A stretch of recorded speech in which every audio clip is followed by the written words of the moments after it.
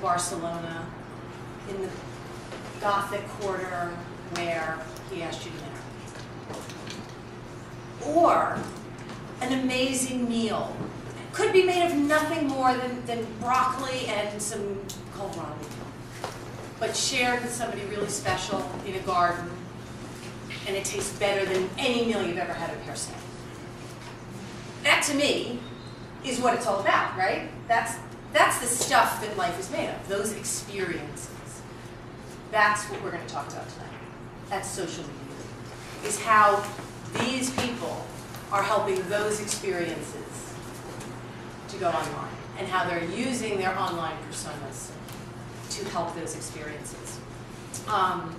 As I've said to a number of people, and we were actually just talking about this, you know, everybody's got thousands of Facebook friends and thousands of Twitter followers, and that's nice. And there's a business aspect to it that you probably can't monetize those followers, but from an experiential standpoint, I don't know about anybody here, I'm thinking you'd all agree that a real chat beats a Snapchat any day of the week. So the real experience is really what it's all about. So that's tonight's topics. How can brands really take those real experiences and use the online forum to help them? Welcome. Thank you. So, here's how this is going to work. We're all sort of comfy people and casual, so we're going to run this a lot more like a cocktail party than a panel. And we're just going to throw some questions out there, have a conversation, and then we'll have Q&A at the end, as Mo had mentioned. But very open, very open dialogue. If you disagree with somebody, tell them, and we'll give them ice cream later. That's the only reason why I showed up, was hoping the truck would be here. Exactly. Cool. How are you doing for sound? How is everybody doing for sound? Good. We're good. Excellent. Cool. So, collectively, you guys are responsible for some pretty neat experiences. And it's pretty darn cool, from what I would call very simple but not simplistic, idea of enjoying an ice cream cone to a much more urbane and complicated hotel or travel experience. We've all heard about how today's hyper-connected world is so hard to have real experiences. That enjoying an ice cream cone on the street that I described before almost seems a little anachronistic. How do you guys, let's start with you guys. How are you reconciling that almost anachronistic, very simplistic, simple act into this social, hyper-connected world? I think for us, what we realized right away is that we're trying to express something that's extremely subjective, the taste of something. And I was thinking of comparing it to like a W's bed or something like that. A wonderful bed. You can't really describe its experience. You have to sleep on it to know it. Ice cream, particular tastes and combinations, especially when we do stuff like wasabi or olive oil and something that may not translate all the time. So we don't always try. We probably do food-related stuff about 50% of the time, and the other half is weird, kooky, means nothing. Stuff that has nothing to do with ice cream. Stuff that has nothing to do with ice cream, but its sole purpose is to generate interest and kind of express in real life ways what it's like to have a weird kooky experience. Like you come to the shop and there's a unicorn on the wall, and there's a person with flaming orange hair bringing you up, and there are wacky flavor combinations and stuff. But it's all, in our mind, high quality and great service. So instead of trying to translate that all the time, we look for Hello Kitty motor oil and photos and stuff like that. Well, we don't look for them, they find us. Yeah, the whole thing exists. All of Big Day Ice Cream sort of started as an experience because we wanted something weird to do one summer. And so even from the get-go when we were starting a blog, it was, well, how the hell do we become ice cream men? How do we manage it with our other careers? So it was never about simply the product. It was about, well, how the hell do you get a food truck in New York City? And, oh God, we have to go take a test for a department license and things like that. So it's always been about the experience of becoming ice cream men, or, you know, what the hell is our lives about now? We're running down to Florida to put together a party. Why? Where did this happen? So it's about this weirdness that is our lives, and it's about ice cream. Which is part of the brand. Yeah. And Stephen, you talked yesterday, when you and I talked, about that idea of creating those curated experiences online and giving people that experiential currency, I think you used the word. Yeah, I think one of the things we realized was, when we started looking at social media, was, I think one was understanding what social media was, and I think one of the things that we realized is that it's become this kind of fascinating social surrogacy almost, where there are these really kind of perceived connections between people. But I think what it really did was it first of all, let everybody see how boring all their friends are. Oh, for sure. And what that did, right? And it's like, because the worst person you can be friends with is like, got up, walked the dog, got a coffee. Like, I'm going to shut that person off or defriend them so fast. Right. But what it did was it turned everybody really into their own little brand, because all of a sudden they became image conscious and voice conscious and content conscious. And so what we understood was that to tap into that our brands needed to be able to, we always refer to it as kind of experiential currency, that we need to be able to generate it and give it to people so they can then spend it in kind of their social networks. Because, you know, that's really the only way to do it. But it's also that the content has to have value. Like, most of our brands are not on Twitter. Like, I refuse to just put them on there so we could like put it on a board of directors slide and say we're there and have nothing to say. So I think a lot of it was... aren't on Twitter? No, there aren't. Well, which ones aren't? Most all of them. Oh, I mean, okay. W was the first, because we felt like, you know, W had a very clear... Yeah. W is about design, music, and fashion. There's a very kind of clear purpose for being for that. But there are no offers. There's no... I mean, we are a design-led lifestyle company, really. Right. You know, the hotels are the physical expression of that. But, you know, to do what we want to do, it is an aspirational luxury lifestyle. That was a major shift for the company, where we said, you know, look, we've got more luxury hotels and more destinations around the world than anybody else. We're not going to win a whole lot of price wars. Right. So we need to shift to more of a branded conversation with people. And, you know, with something like W, it is an incredibly aspirational brand. But how do we also make it accessible? Because, look, I mean, the reality is that 99.8% of the people are not coming to our Fashion Week party, they're not coming to a CFDA event, they're not coming to an opening, but we don't want it to be alienating. So I think that for us, it's about how do we construct brands, and we also have a unique challenge of kind of a bifurcated brand structure, because you may bond with W as a global brand, as the idea of the brand. You may also bond with it for the W in South Beach. Right. And so those are two very different conversations that we need to have, but they have to work together. Yeah, we're going to talk about that a little bit later. There's a couple of other folks. Sorry, Go not ahead. to hog things, No? but I feel it's a little bit for us the same way, because right now we're just two shops and a truck. Everything is centralized in New York City. But we have almost, if you want to take Twitter, we almost have 50,000 Twitter followers, about 45. I don't know how many of those are in New York City, how many have actually come to our shop or ever will.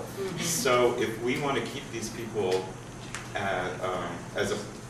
experiencing our brand and being along for the ride is how we kind of refer to it, we need to keep them engaged and keep them interested, and showing a chocolate cone will only get you so far. Right. You know, so you have to Well, it start also only thinking of- differentiates you so much. Yeah. Like showing a bed is only going to differentiate you so much. Right. So Stephen, are you using that, like this footage from the CFDA party or the Fashion Week party, as that social currency that you were talking Well, yeah, about? because again, I think that even the way that like the W's do a hotel tour, it's not just walking around and showing the lobby. I mean, we have like the W in London just did one where we got one of the top BMX riders in the UK, had an artist take his bike and put like neon tubing on it, and then had him ride that around the hotel. And then how did you utilize that? Well, so that becomes the hotel tour, but the currency that has is so much higher and more shareable than if we just kind of walked around doing pans of the hotel. Right. So part of it is understanding that people want that content. I mean, that happens naturally. I mean, if you look at like our share of voice on something like Flickr, like Sheraton is their biggest brand with 600 hotels. W, is in the 60s. W has 90% of the share of voice that Sheraton does, with a fraction of the footprint. People want to be photographed and check in at W. So, I mean, it happens very organically for them. Right. But it's how do we use brands like that to kind of give us the learnings of how we roll it out. But a lot of it is just content has to have value, and there has to be some curation to it. Yeah. I mean, it's like very much, I don't understand brands that are just like, we're on Facebook and Twitter, and here's a page that says that. It's like, congratulations, you're now lost in the noise. Right. Exactly. Well, so Rafat, one of the things that Skift is doing that I thought was really neat is Skift Social, which is really an aggregated dashboard of exactly what Stephen was just talking about. Yeah.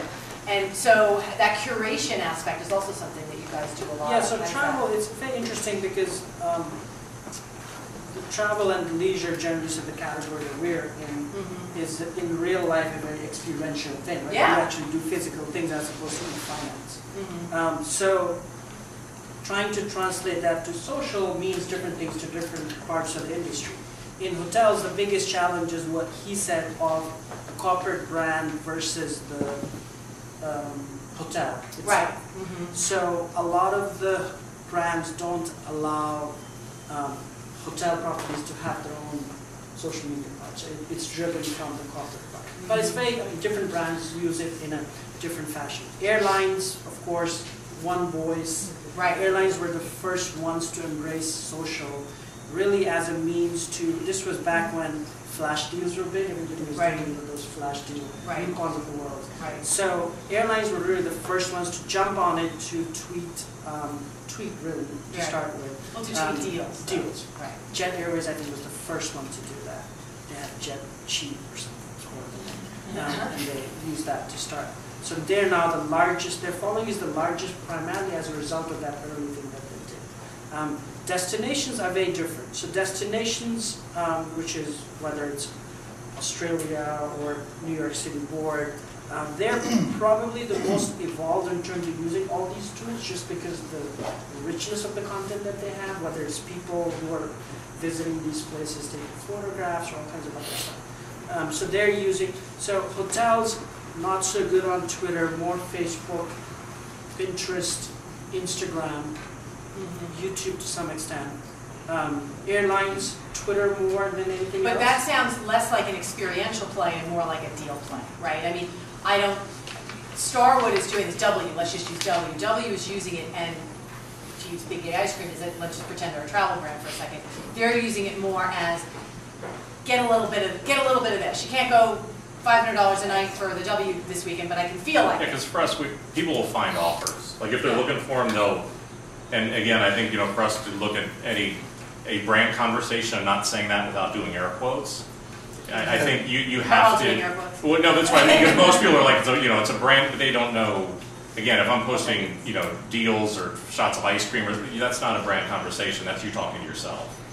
Well, yeah, and it's a product conversation as opposed to. Whereas I think what's interesting, what you're saying is the destinations are a little bit farther along in that, perhaps, than the well, so it's very inconsistent. The good destinations do it much better than anybody else in the industry.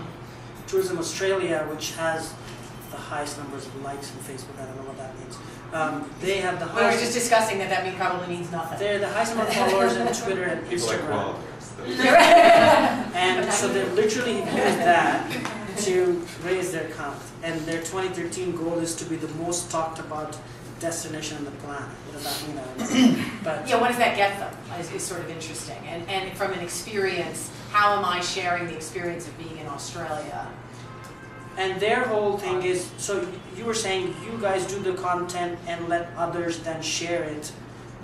They're actually the complete opposite. They're saying we don't create anything, we just are the curators of what everybody else that's visiting. And it's all user generated. And it's all user gen. So there's such a fine line between sending out other content and regurgitating other content. Yeah, please tell it from an experiential standpoint. Well, there a lot of food blog sites are aggregators, and Yeah. there's aggregation and regurgitation, and I'm always amazed at the people who do the regurgitation really well, that they really curate it, they add just enough spin that you understand their point of view. I'm a little depressed at the sheer popularity of some sites that do none of that. Well, Sorry, but now, okay, I'm on so a Ben Berger over here. oh, ice cream. So Jackie, I mean, what we were just talking about sort of how you bring in that experience and how not to bring in that experience. I mean, you deal with we were just talking about this before, you deal with a really interesting group of people, a lot of farmers, maybe not so savvy on how to use all these different. Maybe not. Maybe not so much. Maybe Some some are are faxing us. Maybe. But how? Telexing. They're faxing. Yeah, That's quaint. It's amazing. I get to keep a fax machine. But That's cute. But so how are you? So how are you in trying to create this community around CSAs, around farmers, and around people, consumers who care about this? How do you create that experience online with folks with one end of your supply chain, maybe not so much?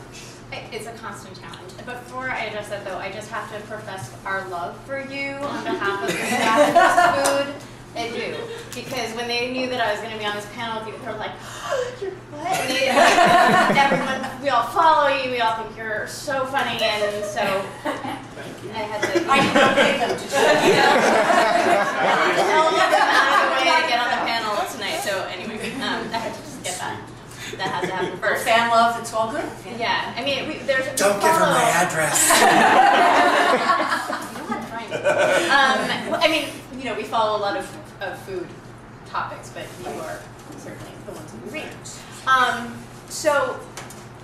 What I would say is, for us, it's incredibly complex because where we sit on the landscape, we're communicating with, as you said, incredibly diverse stakeholders, from people who are farming to seniors in low-income communities to incredibly tech-savvy, hip young people who are so jazzed about the local food movement, and everyone in between. Exactly. I mean, they're all within our wheelhouse. So how do we bridge the gap and help them all communicate? And when what we're wanting people to, what all of us are wanting people to do is to come out and do something, actually to do something, right. Whether it's travel or eat ice cream or stay in an amazing bed. You know, we want them to see and then to act. So I think one of the things that we try to do through social media is engage people in kind of the fun side of food and kind of help people to find commonalities and bridge gaps and like look at that incredible cauliflower steak and be like, that is so awesome, and to kind of pass that along and share that. So cauliflower steak ice cream maybe, but just an idea. We tried beet. We loved it, but nobody. Actually, Never tried beet. Did you do chocolate? I did beet soft serve, and it was the biggest bomb. The beet is our logo. and Look, you can even have like a little I'll do beet soft serve. collaboration. I don't think so. Collaboration, and then you can serve the Sounds rest of awesome. it. We are gonna, tweet Make it. it exactly. Bring me beets. Yeah, okay, we'll work Give with you. me your beets. Well, okay. I want to use beets from Schrute Farms, but it turns out Schrute Farms doesn't exist. We've got access to beets, urban beets, local beets. Urban beets. We got That's the name of the ice cream flavor. Fat beets may have a I bad gotta with that. I gotta go. Look at what's happening here. He She's sweating over the urban meets. So anyway. and that was the thing that we posted on Facebook that got the most likes in the history of anything we posted on Facebook was a cute little picture of a beet, and it said, "We've got the beet," or something like that. and like, oh no, I'm sorry, I lied. It says, "You make my heart beat," and we posted it on Valentine's Day, and it has nothing to do with us.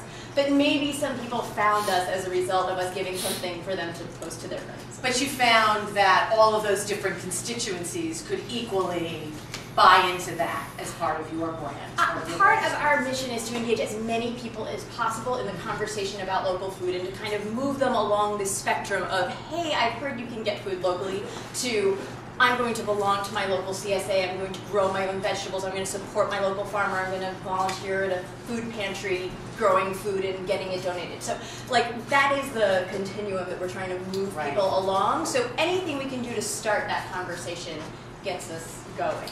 Farmers markets are a big part of what you guys do, We obviously. do. Is there any bit of, and farmers markets, I mean, I was going to the Union Square Market when it was me and every chef that Danny Mayer hired, and that was pretty much it. Very, very long time ago. And of course, it's become the place to see and be seen. Are you utilizing that experience in any way in the social media platform? It's interesting, the markets that we work with are community-run markets, and they're all urban agriculture-based. So it's all urban farms, urban community gardens, growing vegetables, selling them to their community. And they tend to be in much more low-income neighborhoods. And so what I wish we could do is to help more people adopt social media, because it's such an easy thing to utilize to kind of push things out and get excitement, get traction. Like we were speaking before about our farmers, there are a precious few farmers that tweet. And I love that because it doesn't take much time to pull out your phone in the fields. They all are doing, well, not all, but a lot of the farmers do have smartphones now. They can pull out their phone in the field and be like, damn it, all the deer ate all the romaine, or whatever it is, to connect with their community so that they really have that live, current connection. But it's hard to kind of convince them of the true benefit of that. So I want to convince more people to use social media. That's where I think we are, is that trying to get more communities that are not utilizing that, are not connecting through Twitter and Facebook, to help them adopt the technology so that we can use that for communication. Well, interestingly, Rafat, you similarly to Jacquie have different audiences, right? You have what I would call a B2B, a business-to-business audience, certainly, in travel advisors and all of that, and then you also have a business-to-consumer audience in travelers, like me. How do you reconcile that, Jacquie? So I mean, we're essentially a media information company, so different constituencies. We just happen to focus on an extremely shareable subject, travel. Right. So we, in 6.5 months, are now the largest travel news information, independent travel news information site in the industry. We also have the highest cloud score. Not that it matters what it is, what it shows. This is my investor line, which is what I've been doing. Is it shows the socialness potential of how we can grow using, even though we are in the business of travel, we also have consumer overtones, and it works very well in social. So if we're covering the American Airlines US Airways merger, which is a huge topic and the biggest topic in the airline industry, it has huge consumer overtones. Yes, of course. So we've been covering it, and it's been shared like crazy on Twitter primarily. So you see those two audiences kind of merging, especially on Twitter. Facebook less so, because we're not as visual driven as, let's say, a brand or more sort of consumer specific thing would be. Twitter works well for us. LinkedIn, which I don't know if anybody here would look at LinkedIn, but for us it works very well too. That makes sense. Because it's the business audience as well. So we have to figure, our challenge is looking at huge industries, airlines, hotels, cruises. Cruise, as you know, has been going through a huge thing over the last week and a half, 2 weeks. So that's been shared heavily in social media. Stay in the W any day. And we feel that even though nobody died in this incident compared to the Costa Concordia that happened, this was shared more, way more than that. So we feel there's going to be a long-term effect, primarily because of how public it became compared to a disaster that was.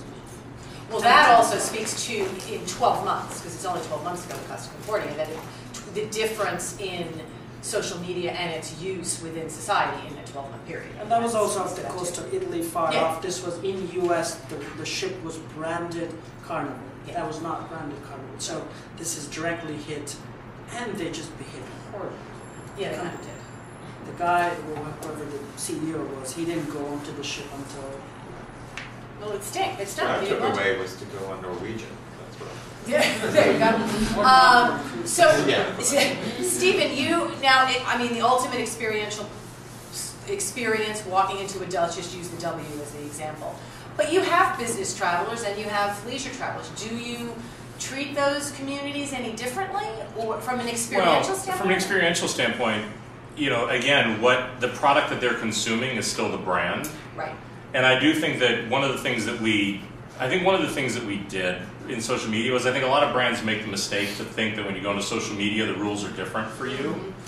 Because, you know, I think that our realization was that the expectation of a brand's interaction is no different than one of your friends.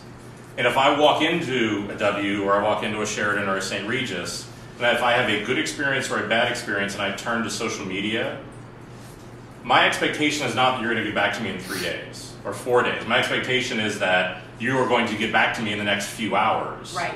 And so I think that one of the things that we did was... Same for business and leisure. Because it's for both. Because Yeah. I think that there were a lot of brands that went and spent tens if not hundreds of millions of dollars on advertising to run up an ungodly amount of likes and followers and everything else, and then had crickets for what to do with it. Right. And I think that that was a real problem because that's why now you see everybody, depending on who you talk to, try to monetize the value of a like. Right. And I've heard everything from 2 cents to $169. I think Facebook's on the higher end of telling me that. But I think Shocking. like what we did was we just said, look, we're not about likes. We're about customer service. We're going to be about, you know, a real kind of community and really enhancing the brand. So we went out and went very infrastructure led and said that, you know, globally all of our social media feeds, we have one of the world's largest corporate Facebook implementations because every hotel has their own Facebook page. Every Every W single, has its... no, every single, we have 1,200 hotels. Every single one has their own Facebook page. Interesting. And that all of those are going to be monitored 24/7, and that in no more, if you write good, bad, or indifferent, I think our part of it was getting people to understand that not everybody loves us, Right. and that if you have a bad interaction, it's just as important as a good one. Morals. But that in no more than probably 4 or 5 hours, somebody is going to get back to them in language to talk to them. Mm-hmm. Because if it's a good experience, great. If it's a bad experience, we need to have that conversation too. So, you know, for us, we don't have gaudy likes. You know, for us, bigger isn't better. Right. But we have incredibly engaged communities, and we have real conversations. I think before we were even talking about, I think, you know, all of a sudden they went on Google Plus and sprung up to this huge number. Right. And I think that's always my thing, is do you have a number or do you have a community? Right. I think a lot of brands have numbers. I'll take a community that I can actually leverage, even if it's not some big gaudy number. Yeah, so tell the story. Go Can I ahead. just interject a little bit? Because I think there's a difference between a community that's interactive and two-way dialogue is happening, and essentially just being an extension of a call center or customer service. And I think that's what most major brands use social media for. And to say that because I post a comment on Facebook page means somebody is assured to get back to me, does that really enhance my brand experience? I don't know, because I feel like all you're doing is setting an expectation that makes it harder to live up to as the business. Well, but I think that there's a commercial reality to the fact that if I'm giving you money, there's an expectation to that, versus I think that the brand impression of the fact that I like what the W stands for. And I think if I'm spending my money and I don't have a good experience, I think that there are people who, quite honestly, like the anonymity of I don't have to look somebody in the face and say, you know, I didn't like whatever had happened. You know, but again, I think if you can take that negative and engage it in a dialogue, I think you can turn somebody into an even bigger advocate.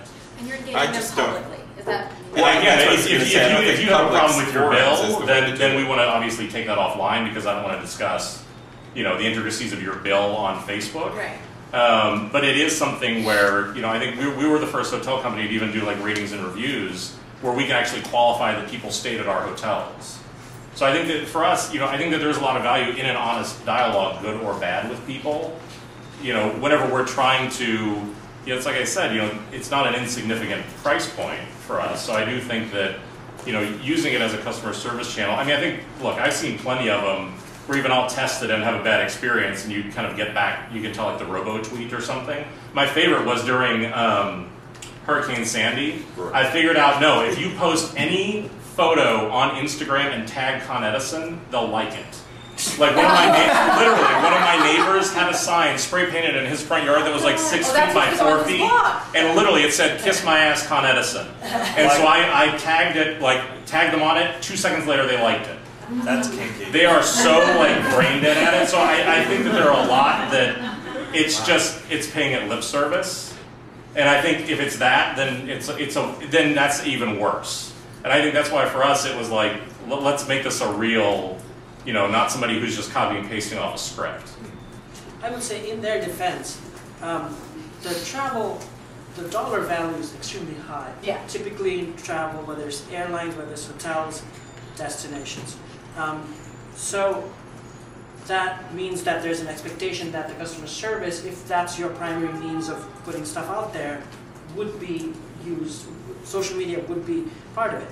American Airlines, which is the equivalent of Starwood. Starwood is probably the most enlivened brand in hotels. That's just in airlines, American Airlines, whatever you think of the airline itself, their social media team is amazing. And they have about 19 people that their job 24/7 is to respond to people. And so airlines were the first category that people started complaining about in social media, just because it just was a They're natural so easy to complain thing about. to complain about. And the U.S. airlines don't make it that easy to praise them. So airlines were the first ones to start responding as a customer service tool. I think cable companies were the other ones. Time Warner Cable, because they suck most of the times. That's why they had to hire a whole team to do that.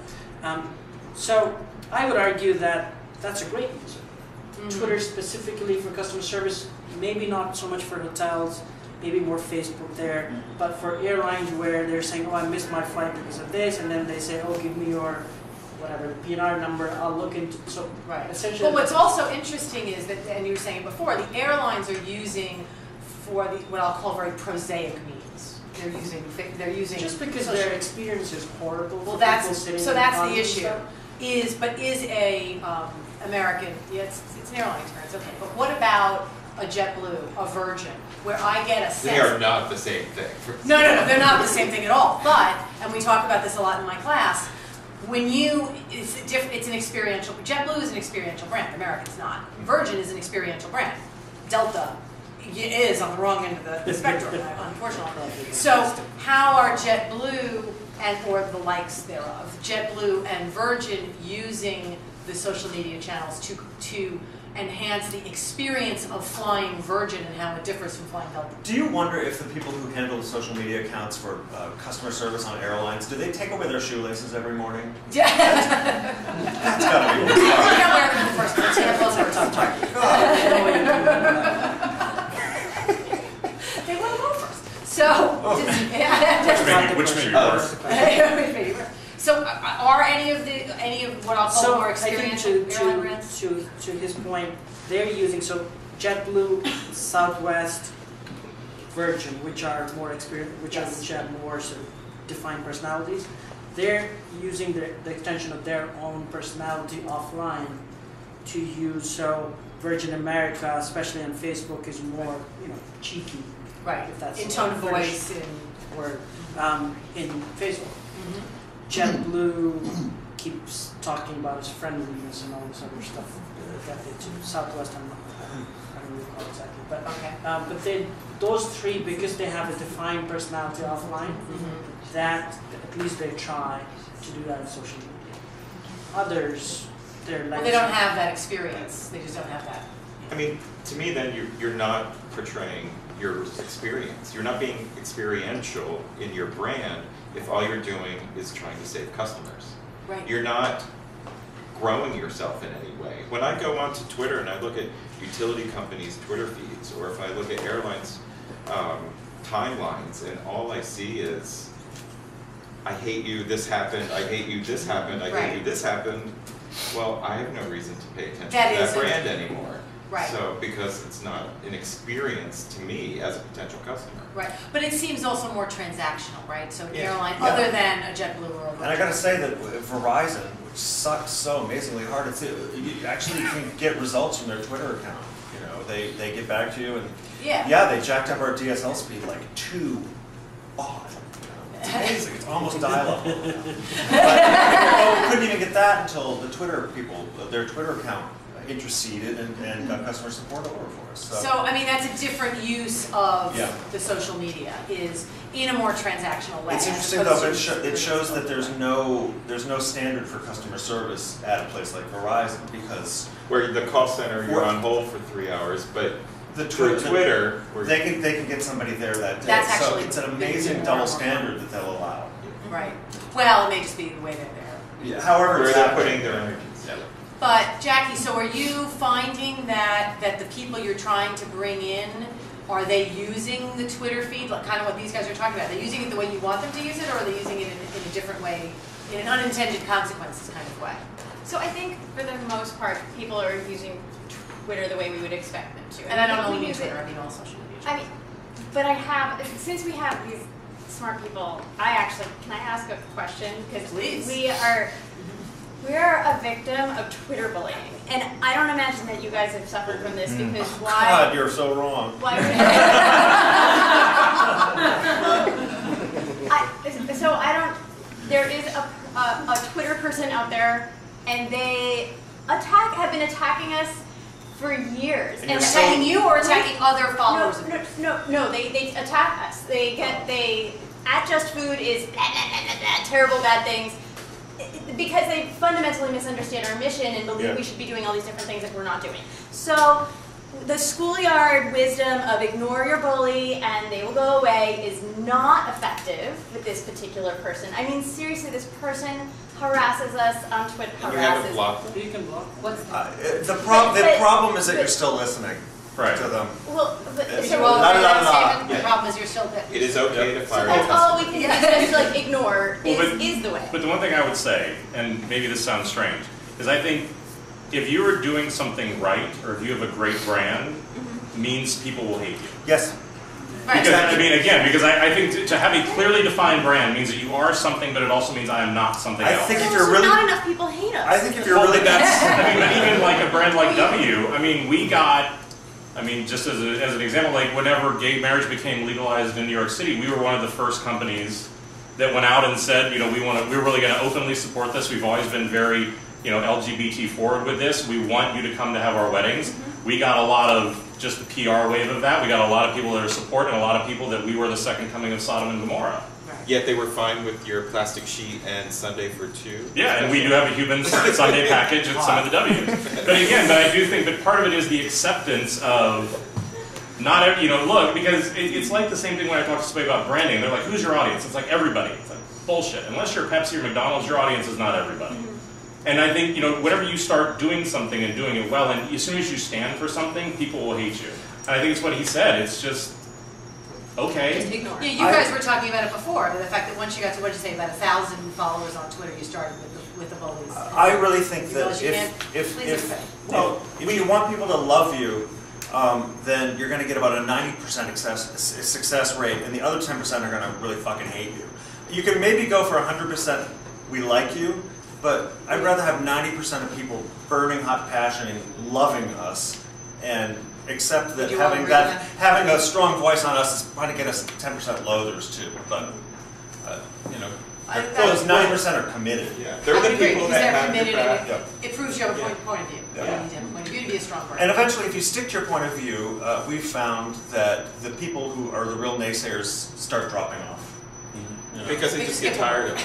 Yeah. You know, for us, if we're not their bag, eventually they go away.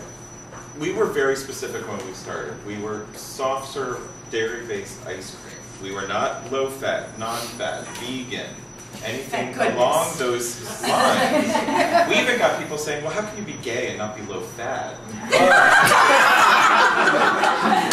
No, these people. Says the guy who came out of a K-hole, you know?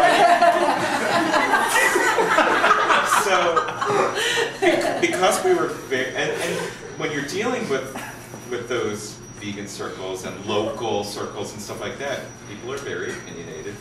People are very passionate. It's New York, let's and face it's it. New York, and you just learn to let it go, block them if necessary, and eventually they get tired and look for a fight somewhere else. But we stuck to our guns, and I think that's what only made us stronger, because we were very singular in our kind of brand approach, and not kind of piecemeal all over the place. I'm trying to please everybody. Yeah, exactly. The other thing, which comes from the advertising side, you can't. Social media will not make you something that you're not in real world. So, if your real world product sucks, chances are people will figure that out on social as well. Yeah. So, not that that's the point I was trying to make to you. Yeah. No, what you guys were saying something before that was very interesting was that this sort of virtual meets real is that because you're only in New York, you get a lot of people who are uninitiated, and what ends up happening is the community ends up initiating the uninitiated. So people standing online, oh, you got to try this, you got to try that. Talk a little bit about that. Well, I think a lot of what we do, I think Doug's focus is on Facebook is more specific to Facebook about this, is where you kind of set the stage, you know, the post, the photo, whatever, and you let them take over. You let the people who follow you chime in, talk to each other, and continue and carry that dialogue. I make with very little interjection. I make a big point on Facebook of starting a conversation and then not chiming in after every single person. And it may mean that the thread goes unanswered for a couple of hours, but then they'll start talking amongst themselves. And I jump in and out, but I don't reply to everything. And what we start to see is that they're answering questions that other people post. And they feel really great about it. They really feel like they're bringing people into the fold. Like I'm a part of this big gay family, and I know the answer to these questions, and I'm going to enlighten. I got you guys. Yeah. You know, they're the same people who, Doug may make a tweet offhanded that, my God, I need a Diet Coke. I've been on this truck for 8 hours. 3 minutes later, 2 people walk up with cans of Diet Coke. You're kidding, isn't that cute? Granted, they work around the corner in Union Square, but that means I have to remember that. Actually, I said one time my back hurts in California, and a guy walked by the truck and said, "Do you need a vitamin?" This could really. I wish that should happen every day. This could get interesting. And Doug said yes. And obviously for the death. Diet Coke and a vitamin. Stephen, I saw you nodding with that, like not sort of being because I mean the overeager host. Well, but in some ways it's funny because there was this very kind of strange mythical time a long time ago where if you wanted to be part of a community, or if you wanted to buy something, you had to go to a store. If you wanted to, be a part of a community, you had to get in a car or a taxi or walk somewhere and actually talk to people. And I mean, I do think that what has happened that's so fascinating is that kind of social surrogacy where it's like people are actually talking to each other. And I think that there are so many people that feel like, you have to play host or moderator or, I mean, again, that's what a community is it's letting people be your brand advocate because, again, I think, that's what you want to have happen. That's what you want, and I think so many people have gotten away from that. Every now and then you got to throw somebody out of the party who... Well, yeah. But other than that, if you've got the right people over to your house, you can... they can go to the fridge and get a beer themselves. Well, that's what I mean, but it's like, that's what, if you're building again, that's what the word community is. And so I think that for us is, it's the same thing, where it's like, no, we don't respond to every single one, and no, we know everybody doesn't love us, but that's what a community is. And I think that, but there's also, there's value in it, there's power in it. It's the ones that are just, I'm gonna post something and you don't see any dialogue. Those are the ones where it's like, it took me 2 seconds to hit that like button, and it'll take me 1 second to get rid of it. Right. And that connection is so thin that's why you want those conversations to happen. It's like, I want people to be engaged. I want there to be advocates and people who are new or different things like that, because that's how a community grows. Cool. I Okay. have a question. As a brand, and I guess all of you, these memes come up and then brands try to write these memes. Harlem Shakes or like freaking everybody. Oh, if I see this Harlem Shake one, or different kinds of people. Should brands care or not care? They're already social. The brand's already social. They have a following. Their memes emerge. They think they can write it. I would rather be a leader than a chaser. It seems to work for people, but boy, it's a turn off to me. I mean, again, I would say it better make sense to your brand voice, but also, like I said, just from a base subconscious standpoint, do you want to be a follower that chases everybody else, or do you want to stick to kind of leading your category?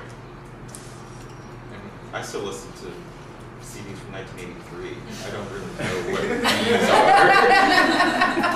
And I still think it's the best year of music ever. So.